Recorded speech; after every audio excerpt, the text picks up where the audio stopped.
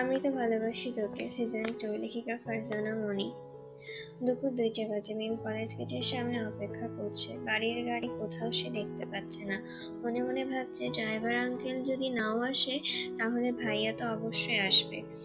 আমি আর একটু অপেক্ষা করি। হঠাৎ একটা ইটের কোণা পাশে মিমের পাশের কাঁধে লাগলো। সঙ্গে সঙ্গে পেছনে তাকিয়ে দেখলো তেমন কেউ নেই।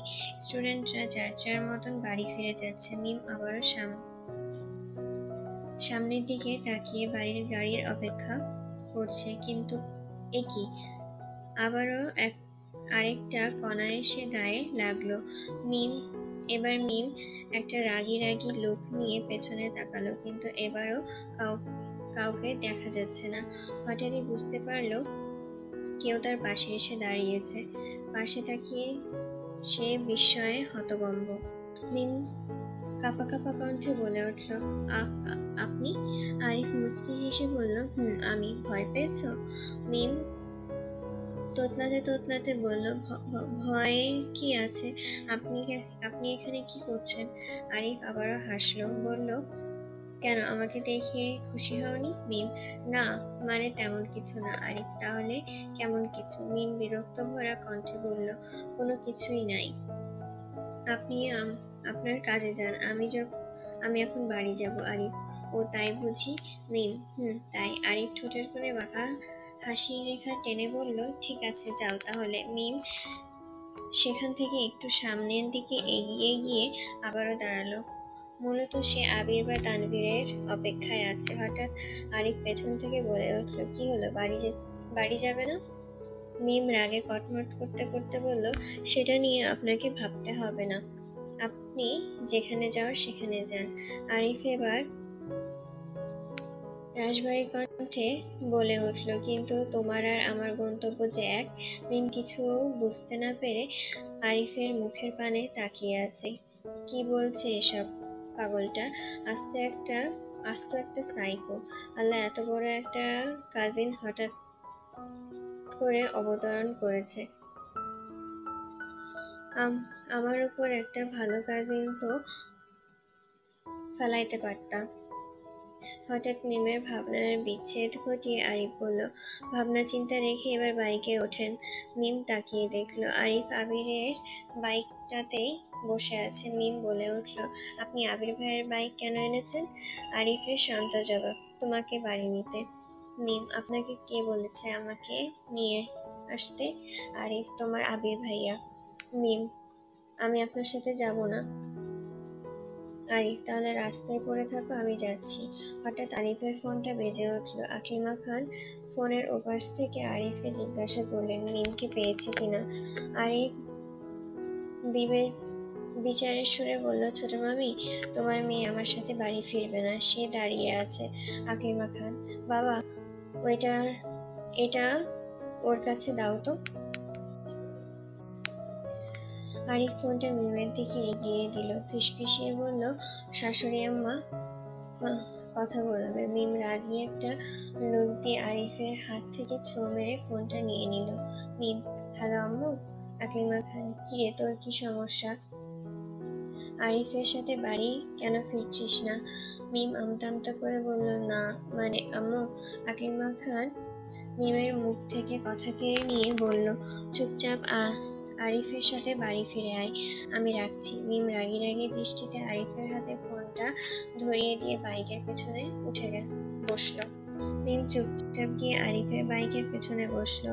আরিফ বাইকের লুকিং মিররে দেখলো মিম পেছনে ধরে কোনো রকমে বসে আছে। আরিফ মিমকে ধরে বসতে বলল, কিন্তু মিম কি কম টেরা? বলল, প্রয়োজন নেই, আপনার কাজ আপনি করেন। আরিফ মিমের কথাটি শুনে সামনের দিকে চোখে সানগ্লাস দিল। হঠাৎ বাইকটা স্টার্ট দেওয়ায় মিম তার ব্যালেন্স ঠিক রাখতে না পেরে আরিফের কাঁধে হুমড়ি খেয়ে পড়ল। মিম ভয় পেয়ে আরিফের কাঁধে এক হাত দিয়ে শক্ত করে চেপে ধরেছে। আরিফ লুকিং গ্লাসে মিমকে এক নজর দেখে মুচকি হাসলো, একটু খোঁচা মেরে বলল, গরিবের কথা বাসি হলেও ফলে। মিম মুখ বাঁকিয়ে অন্যদিকে ফিরে আছে। আরিফ তা দেখে দফা হেসে গান বাড়ির উদ্দেশ্যে রওনা হলো। সারা রাস্তায় মিমার কিছুই বলেনি। মাহমুদা খানের সময়টা আজ বড্ড বেশি ভালো যাচ্ছে। নিজের বাপের বাড়ির পরিবারের সাথে সময় কাটাতে কার না বেশি ভালো লাগে। দেখতে দেখতে সময় 3টায় কাটায়। 5 মিনিট হলো ফিরেছে।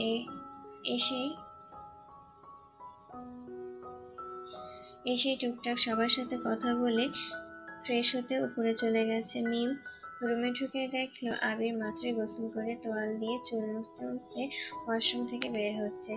স্যার, মেঘ আবিরকে দেখে কিছুটা থমকে গেছে, তাকিয়ে আছে এক অদ্ভুত মোহমায়ায় দৃষ্টিতে। আবিরের গলায় হালকা ভেজা ভেজা ছোট ছোট চাপদাড়িগুলো মেঘকে যেন তার কাছে টানছে। আবিরের সামনের ভেজা চুল থেকে টুপটাপ বৃষ্টিধারার মতন জল গড়াচ্ছে। অদ্ভুত এক মায়া এই শ্যামকালো পুরুষের মুখে, যা দেখে চলন্ত হৃদয় হঠাৎ ব্রেক ফেল করে। আবির মেঘের মুখের সামনে এক হাত নেড়ে বলে উঠল, হ্যালো ম্যাম, আপনি একটু হুঁশে ফিরলে আমার ব্ল্যাক বেল্টের ওয়াচটা খুঁজে দেন প্লিজ। খুঁজে পাচ্ছি না তো। মেঘ নিশ্চুপ নয়নে তাকিয়ে আছে। আবির এবার মেঘের কাজ ঝাঁকিয়ে বলল, মেঘ, কি হলো তোমার? মেঘ একটু থতমত খেয়ে বলল, কই কিছু না তো। আবির মেঘকে পিছনে ঘুরিয়ে জড়িয়ে ধরে বলল, কি হয়েছে, শরীরটা ঠিক আছে? মেঘ, আবির, তাহলে এত চুপচাপ কেন? মেঘ আবিরের দিকে ঘুরে গলা জড়িয়ে ধরে বলল, চুপচাপ না, আপনাকে দেখছিলাম। বলেই মেঘ মাথা নুইয়ে নিল। আবির জিজ্ঞাসা দৃষ্টিতে তাকিয়ে বলল, তা কি দেখলে? মেঘ নেশাতুর দৃষ্টি নিয়ে বলল, আপনার ভেজা ভেজা চুল, খোঁচা খোঁচা দাড়ি আর আবির। আর মেঘ লাজুক কণ্ঠে বলল, আর আপনার মায়াবী মুখশ্রী।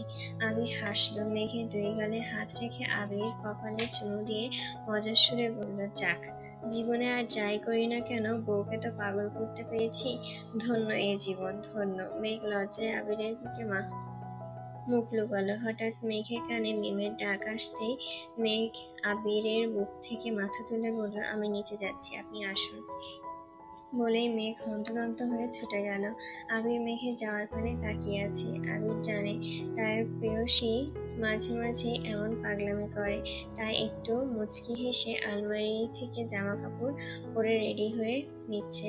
ফুপিদের বাসায় পৌঁছে দিয়ে একটু রাকি বা রাসেলের সাথে দেখা করতে যাবে সে। অনেকদিন হলো অফিসের বাইরে তাদের আড্ডা দেওয়া হয় না। মেঘ নিচে গিয়ে দেখলো আজকে কেউই দুপুরের খাওয়ার পর রুমে রেস্ট নিতে যায়নি। সবাই মাহমুদা খানের সাথে আড্ডায় ব্যস্ত। মেঘও সেখানে গিয়ে সামিল হলো। মেঘ আর বন্যা মাহমুদা খানের 2 পাশে বসে আছে। মিম এসে বলল, দেখি একটু সাইড দাও, আমিও ফুপির কাছে বসতে চাই। সব আদর কি তোমরাই খাবে? পাশ থেকে আরিফ আস্তে আস্তে বলে উঠল, আমার বউ হয়ে যাও, সারা জীবনের মতন আমার কাছে রেখে দিব, আমার মায়ের আদর খাবে। কিন্তু মিম মনে হয় তা শুনতে পায়নি, আর শুনতে পাবেই বা কি করে। এতগুলো মানুষের ভিড়ে আরিফ তো কথাটা আস্তে আস্তেই বলেছে, যেন কেউ শুনতেই না পায়। মেঘের নজর সিঁড়ির দিকে পড়তে লক্ষ্য করলো আবির নামছে। ব্ল্যাক প্যান্ট এর সাথে একটা হোয়াইট টি শার্ট, চুলগুলো জেল দিয়ে সেট করা, হাতের একটা ব্ল্যাক ওয়াচ, চোখের সানগ্লাস এঁটে ফোনে কথা বলতে বলতে নামছে। মেঘ কিছুক্ষণ এক দৃষ্টিতে তাকিয়ে আছে। তার মনে আজকেও পুরোনো দিনের মতন একটা গানের লাইন গেয়ে উঠল, দৃষ্টিতে যেন সেই রাষ্ট্রপতি, খুন হয়ে যায় আমি চিরদিন, নাম ধাম জানি না তা কিছু, তবুও নিলাম আমি তার পিছু, কালো সানগ্লাসটাই কেন এত সুখ, হে যুবক। মাহমুদা খানের কণ্ঠে মেঘের ঘোর কাটলো। মেঘ নিজের মাথায় নিজের থাপ্পড় দিয়ে বলল, তুই আর মানুষ হবি না। বন্যা মেঘের দিকে তাকিয়ে বলল, কিরে, তোর আবার কি হলো? মেঘ, কই কিছু না। বন্যা, তুই আমার থেকে কথা লুকাচ্ছিস মেঘ। তোকে আমি ছোটবেলা থেকেই চিনি, সত্যি করে বলতো তুই কি আমার ভাস্করকে দেখে আবার ক্রাশ ট্রাশ খাইছস নাকি? মেঘ একটু ভাব নিয়ে বলল, আমার জামাই দেখে ক্রাশ খাবো না তো তোকে দেখে ক্রাশ খাবো?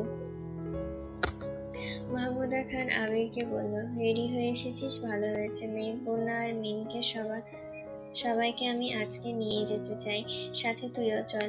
কয়েকটা দিন ওই বাড়ি থেকে অফিস করিস। আবির কয়েক মিনিট চুপ করে থেকে বলল, ফুপি তুমি বন্যা আর মিমকে নিয়ে যাও, মেঘকে আমি নিয়ে বৃহস্পতিবারেই চলে যাব। জানোই তো ওর শরীরটা ভালো থাকে না। মিম বলে উঠল, না ভাইয়া, আমরা মেঘ আপুকে ছাড়া কোথাও যাব না, আমরা বৃহস্পতিবারেই যাব।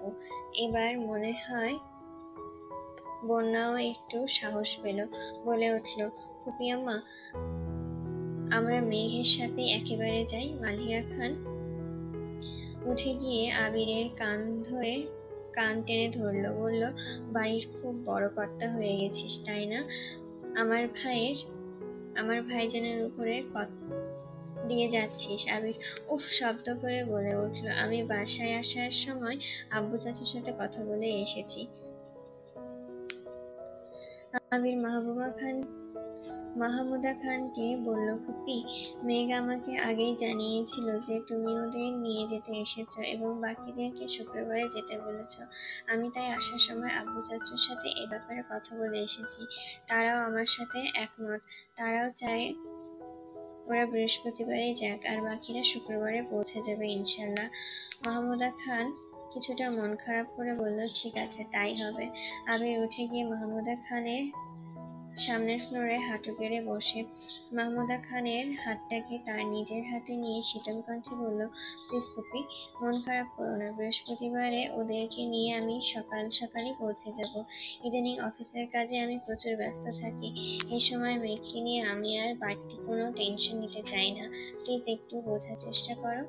মাহমুদা খান মুখে হাসি এনে বলল, ঠিক আছে বাবা, তুই কিন্তু বৃহস্পতিবারে ওদেরকে নিয়ে সকাল সকাল চলে যাবি, আমাকে যেন বারবার কল দিতে না হয়। আবির হাসলো। পেছন থেকে রাকিব মাহমুদা খানের কাঁধে হাত রেখে বলল, আম্মু তুমি একটু টেনশন করো না, ভাইয়া যদি লেট করে আমি নিজে এসে ওদের নিয়ে যাব।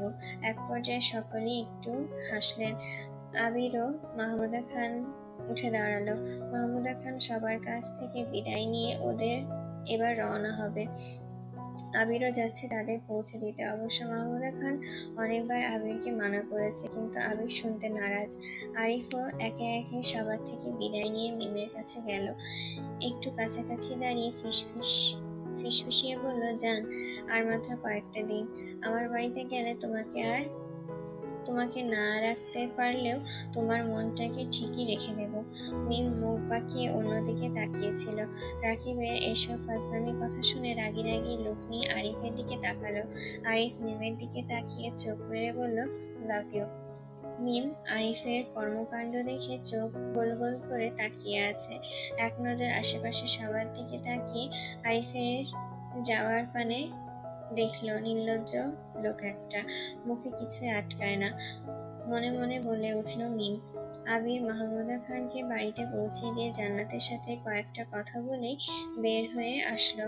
রাকিব, লিমন, রাসেল, মোবারক তার জন্য অপেক্ষা করছে। প্রায় সন্ধ্যা 6টা বাজে।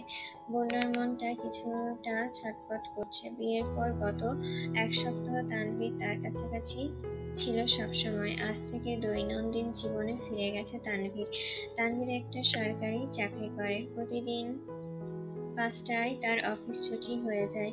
এখন সন্ধ্যা 6টা কাটায়। বন্যা যখন এসব ভাবায় মগ্ন, তখন একটা শক্ত পুরুষালী হাত তার কোমর পেঁচিয়ে ধরল। মুহূর্তে বন্যার শরীরটা ভয়ে ঝাঁকুনি দিয়ে উঠল। বন্যার ঘাড় ঘুরিয়ে পেছনে তাকিয়ে চাইতেই তার গালে ভেজা ভেজা চুলের শীতল স্পর্শ ঠেকল। শরীর থেকে ছুটে আসা অন্যরকম এক ঘ্রাণ, যে ঘ্রাণ বন্যা অতি পরিচিত। এই ঘ্রাণ কোনো দামি পারফিউমের নয়, এই ঘ্রাণ তার প্রিয় পুরুষ তানভীর খানের। বন্যা বুঝতে পেরে আবেশে চোখ বন্ধ করে নিল। তানভীর তার ভেজা গালগুলো বন্যার গালের সাথে ঠেকিয়ে বলে উঠল, মিস ইউ বউ। বন্যা একটু লাজুক হেসে বলল, মিস ইউ টু। বন্যা এবার তানভীরের দিকে ঘুরে গলা জড়িয়ে বলল, এখন এসে কখন এসেছেন? আমি দেখিনি তো। তানভীর মুচকি এসে বলল, তুমি রান্নাঘরে ছিলে। বন্যা, ও এবার ছাড়েন, চা বা কফি আনবো? তানভীর, না, আমি বের হব একটু, আবির ভাই অপেক্ষা করছে। বন্যা, ও ঠিক আছে। তানভীর, বন্যা শোনো। বন্যা, তানভীর, বনু কই? বন্যা, রুমে আছে হয়তো। তানভীর, বনু একটু খেয়াল রেখো, মেয়েটা একটু বেশি চঞ্চল। জানি ভাইয়া একাই এনাফ বনুর জন্য, কিন্তু ভাইয়ার অনুপস্থিতিতে ও সারাক্ষণ তোমার সাথেই থাকে। বন্যা তানভীরের বাহু জড়িয়ে কাঁধে মাথা রেখে বলল, আপনি নিশ্চিন্ত থাকেন। তানভীর হেসে বন্যার কপালে গভীর চুমু এঁকে দিয়ে বলল, আমি আসছি। বন্যা বিদায় জানালো। এবার বন্যা মেঘের রুমে গেল। বন্যা, ননদিনী আসবো?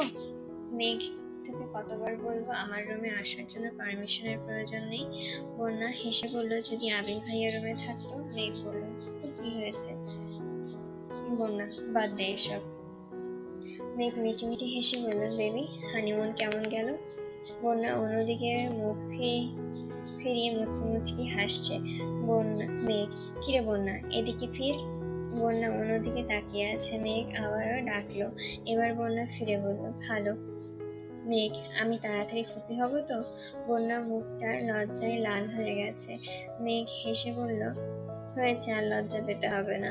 বন্যা একটু স্বাভাবিক হয়ে বলল, বৃহস্পতিবার নিয়ে তোর কোনো প্ল্যান আছে? মেঘ, আছে তো। বন্যা আর মেঘ টুকটাক গল্পগুজব করে আবারও নিচের ড্রয়িং রুমে চলে গেল। এদিকে আবির একটা চায়ের দোকানের সামনে বসে মোবারক, রাসেল, লিমন, রাকিব, তানভীর সবার সাথে আড্ডায় মগ্ন। মোবারক তানভীরকে বলে উঠল, কিরে তানভীর, হানিমুন কেমন কাটলো? তানভীর একটু হেসে বলল, হানিমুন যেমন কাটে। রাকিব, এভাবে বলছিস কেন, একটু ডিটেলসে বল। তানভীর, উফ, আর হানিমুন, বউ তো আমাকে দেখলেই পালাই করে। তানভীরের মুখে এমন অসহায় বাক্য শুনে আবির সহ সকলে হু হু করে হাসতে থাকলো।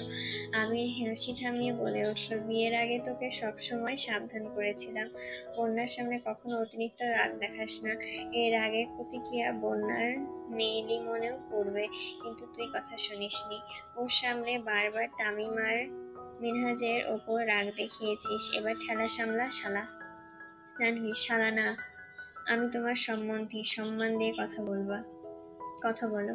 আবির চোখ দুটো ছোট ছোট করে তানভীরের দিকে তাকিয়ে বলল, সম্বন্ধী ভাই, আপনাকে তো আগেই বলেছি পার্সোনালি দেখা করবেন, আপনাকে সম্মানের চূড়ায় পৌঁছে দিব। এই কথা শুনে আবারও সবাই হেসে দিল। হঠাৎ আবির বলল, তোরা থাক, আমাকে তাড়াতাড়ি বাড়ি ফিরতে হবে, আমার বউ অপেক্ষা করছে। রাকিব অবাক কণ্ঠে বলল, বাড়িতে তো তোর একারই বউ আছে, আমাদের নেই।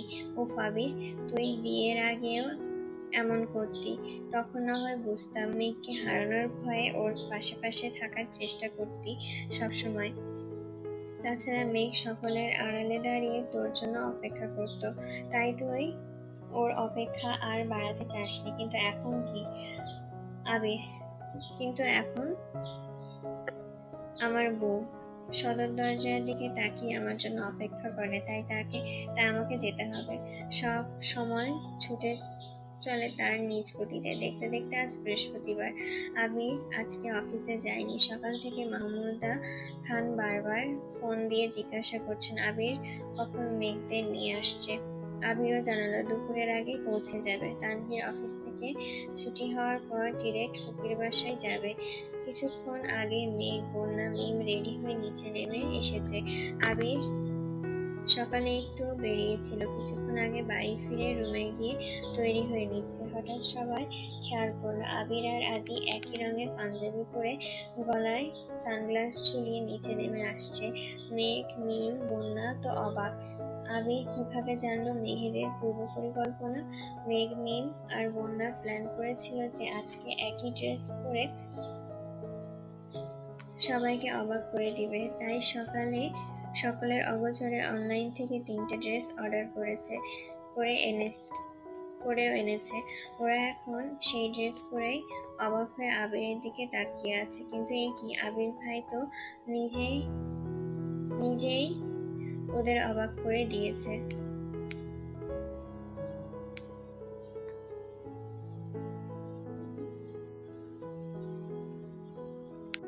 আবির নিচে নেমে এসে মেঘের সামনে দাঁড়িয়ে মেঘকে হা হওয়া মুখটা আঙ্গুল দিয়ে বন্ধ করে দিল। সকলের মুখ টিপে হেসে দিল। ওরা রওনা হলো মাহমুদা খানের বাড়ি। কিছুক্ষণের মধ্যে পৌঁছেও গেল। মাহমুদা খান তো ওদের দেখে মহা খুশি। আরিফ মিমের সামনে দাঁড়িয়ে সকলের উদ্দেশ্যে মিমের দিকে তাকিয়ে বলল, ওয়েলকাম ম্যাডাম। মিম জানে কথাটা আরিফ ওকে উদ্দেশ্য করে বলেছে। মিম মুখ বাঁকিয়ে মাহমুদা খানের কাছে চলে গেল। আরিফের ঠোঁটের কোণে দেখা গেল বাঁকা হাসি রেখা। জান্নাত এসে একে একে মিম, বন্যা, মেঘকে জড়িয়ে ধরল। ইতিমধ্যে আইরিনও রুম থেকে বেরিয়ে দৌড়ে আসে। আজ বৃহস্পতিবার হয়, আসিফ বাড়িতে নেই। মাহমুদা খান ওদের সবাইকে ভেতরে নিয়ে গেল। দুপুরে খাওয়া দাওয়া করার পর সবাই কিছুটা রেস্ট নিয়ে আবার আড্ডায় বসে। মেঘ তো রেস্ট করতে যেতে চায়নি। আবির এক প্রকার মেঘকে জোর করে নিয়ে গেছে। সর্বদা মেঘের প্রতি আবির যত্নশীল, কিন্তু বর্তমানে যত্নের পরিমাণটা যেন আরো বেড়ে গেছে। আজকাল কোনো কারণেই আবির মেঘের উপর রাগ দেখায় না। নিজেকে সর্বদা শান্ত ও ধৈর্যশীল রাখার চেষ্টা করে। আবির সব সময় চায় তার অষ্টাদশী হাসি মুখে থাকুক, কিন্তু বর্তমানে মেঘের এতটাই মুড সুইং হয় যে তার মুড আবির নিজেই বুঝতে পারে না। মেঘের মুডের অবস্থা এখন এই ভালো এই খারাপ। এই যে কিছুক্ষণ আগের কথা, মেঘকে দুপুরে খাওয়ার পর রেস্ট জন্য আবির রুমে আসতে বলায় এখন মেঘ মন খারাপ। অন্যদিকে ঘুরে শুয়ে আছে। আবির এদিকে তাকাচ্ছে না। আবির জোর করে মেঘকে নিজের দিকে ফিরিয়ে বুকে নিয়ে শুয়ে আছে। বন্যা আর মিম এক রুমে আছে। দুইজনের গল্পের মাঝে হঠাৎ ঝংকার তুলে বন্যার ফোন বেজে উঠল। বন্যা ফোনটি হাতে নিয়েই দেখলো তানভীর কল দিয়েছে, তাই ফোন নিয়ে বেলকনির দিকে গেল। বন্যার কাণ্ডে মিম মিটিমিটি হাসছে। বন্যা, আসসালামু আলাইকুম। তানভীর মৃদু হেসে উত্তর দিল, ওয়ালাইকুম আসসালাম। কি করছো? বন্যা, তেমন কিছু না, মিমের সাথে গল্প করছিলাম। তানভীর, ও খেয়েছো? বন্যা, একটু আগেই। আপনি খেয়েছেন? তানভীর, ওদের কথোপকথনের মাঝে মিম বলে উঠল, বৌমনি তুমি কথা বলো, আমি একটু ছাদ থেকে ঘুরে আসি। বন্যা ইশারায় জানালো, ঠিক আছে। মিম ছাদের দিকে চলে গেল। মাহমুদা খানদের বাগানে নানা ধরনের ফুল দেখেই মনটা জুড়িয়ে গেল। গোলাপ, গাঁদা, কাঠগোলাপ, হাসনাহেনা, জবা সহ রং বেরঙের ফুল। মিম আলতো আলতো করে ছুঁয়ে দিচ্ছে সকল ফুলগুলো। মেয়ে একটা গোলাপ ছিঁড়তে যাবে, যেই না একটা গোলাপ ছিঁড়তে যাবে, ঠিক তখনই কেউ কর্কশ কণ্ঠে বলে উঠল, এই মেয়ে, ফুল ছিঁড়ছো কেন? হঠাৎ এই দুপুরে বেলায় ছাদে কারোর কণ্ঠ পেয়ে মিম ভয়ে চিৎকার দিয়ে উঠল। সঙ্গে সঙ্গে একটা হাত মিমের মুখ চেপে ধরল। মিম ভয়ে চোখ খিচে আছে। আরিফ মিমের ক্ষয়ার্ত মুখের পানে দৃষ্টি রেখে বলে উঠল, দিনের বেলা আমাকে দেখলে তোমার এত ভয় লাগে, তাহলে রাতে? এইটুকু বলেই আরিফ খেয়াল করলো মিম পিটপিট করে তাকাচ্ছে। মিম চোখ খুলে দেখলো আরিফ ঘোর লাগা দৃষ্টিতে তাকিয়ে আছে। মিম আরিফের চোখের পানে তাকিয়ে ভয়ার্ত চোখে জিজ্ঞাসা করলো, আপনি? আরিফ একটু রহস্যময় হেসে বলল, আমি। ভয় পেয়েছো জান? মিম নিজেকে একটু সামলে দাঁত খিচে বলে উঠল, ভয় পাবো কেন? আর আপনি কথায় কথায় একটু পর পর উদয় হন বলুন তো? আরিফ, তোমার হৃদয় থেকে, তোমার অন্তর থেকে। মিম একটা দীর্ঘ নিঃশ্বাস ফেলে বলল, পাগল লোক। আরিফ, আমি পাগল না, তুমি পাগল, কারণ তুমি বুঝতে পারো না যে তোমার ভেতরে আমি উদয় হই, আবার তোমাতেই অস্ত যাই। তুমি কেবল আমার মনের কথা শুনবে বলো। মিম এবার রেগে মেগে বলল, এই আপনাকে কে বলেছে যে আমি আপনার মনের কথা শুনি শুনি না? আরিফ, শোনো বুঝি। বলতে বলতে আরিফ কিছুটা মিমের সামনে চলে আসলো। মিম আর আরিফের তর্ক মিমও আরিফের সাথে তর্ক করতে করতে পেছনে পেছাচ্ছে। হঠাৎই আরিফ মিমের পেছনে ছাদের কার্নিশে 2 হাত রেখে বলল, মিম, আর না। মিম একটু পেছন ঘুরে দেখলো ও আস্তে আস্তে ছাদের একেবারে কিনারায় চলে এসেছে। বুঝতে পেরেই একটা ভয়ার্ত ঢোক গিলল। আরিফ মিমকে একটানে নিজের সামনের দিকে ঘুরিয়ে বলল, যান, একবার আমার হয়ে যাও, সারা জীবন যত্ন সহকারে রেখে দিব। যত খারাপ পরিস্থিতি আসুক, কখনোই তোমার হাত ছাড়বো না। মিম সামনের আকাশের দিকে ফিরে তাকিয়ে আছে, আর আরিফ পেছন থেকে তার 2 বাহু ভেতরে মিমকে রেখেছে। ছাদের কার্নিশে 2 হাত রেখে দাঁড়িয়ে আছে। মিম গায়ে আরিফের একটু স্পর্শ লাগছে না, তবুও মিমের হাত পা যেন অসাড় হয়ে আছে। শরীরটা যেন মৃদু মৃদু কাঁপছে। কাঁপা কাঁপা কণ্ঠে মিম বলে উঠল, ছাড়ুন, আমায় যেতে দিন। আরিফ একটু নেশালো কণ্ঠে বলল, একবার আমার হয়ে যাও না মিম। তুমি বিহনে আমি এই একাকিত্ব আমার এই একাকিত্ব আমাকে আগুনে চেয়েও মারাত্মক দহন করে। তোমাকে ছাড়া আমি আর বাঁচতে পারছি না। মিম নিজেকে ছাড়ানোর উদ্দেশ্যে আরিফের দিকে ফিরে দাঁড়ালো। চোখ পড়ল আরিফের কামুক নেশালো দৃষ্টিতে। আজ আরিফ একটু অন্যরকম লাগছে। মনে হচ্ছে কোনো একটা ঘোর আরিফকে যেন ঘিরে রেখেছে। মিম কিছু বলার জন্য ঠোঁট ফাঁক করতে আরিফ মিমের ঠোঁটে এক আঙ্গুল ছোঁয়ালো। মিম লক্ষ্য করলো আরিফের চোখ দুটো আজ ঘোলাটে। মনে হচ্ছে সারা রাতও ঘুমায়নি। কেমন একটা নেশাত্মক দৃষ্টি দিয়ে তাকিয়ে আছে মিমের দিকে। মিম মনে হলো আরিফ তার মুখের দিকে ঝুঁকে আসছে। মিম অন্যদিকে ফিরে চোখ খিচে বন্ধ করে রেখেছে। তারপর কি ভাবলো কে জানে, উত্তেজিত হয়ে আরিফের গালে ঠাস করে কষিয়ে একটা চড় বসিয়ে দিল। সঙ্গে সঙ্গে ছুটে পালাতে চাইলো, কিন্তু আরিফের পুরুষালী একটা হাত মিমের আরেকটা হাত টেনে ধরলো। আরিফ মিমের দিকে না তাকিয়েই সামনের দিকে ফিরে বলল, মিম, তুমি আমায় চিনতে পারলে না। যখন তুমি আমাকে বুঝবে, তা পাওয়ার জন্য বারবার খুঁজবে, হয়তো তখন আমি আর তোমার জীবনে এক্সিস্টই করবো না।